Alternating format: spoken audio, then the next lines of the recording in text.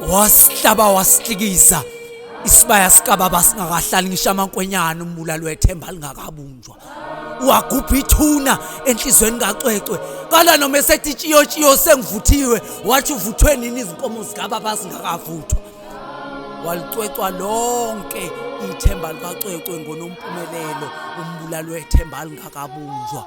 Nawe akazidlodlo ke sebephenye kwaze kwafela amapitikoti kuleli cala elivule ingubo langena lazembathisa lathula nephupho lengane kabuhlungu isikhombisa pho. Leli gazi eligeleza ngomlenze kaCwecwe lisezandleni zeni namadoda ngoba niyibonile iza imamba nayimema naqede nayifaka endlini manje niyakhala.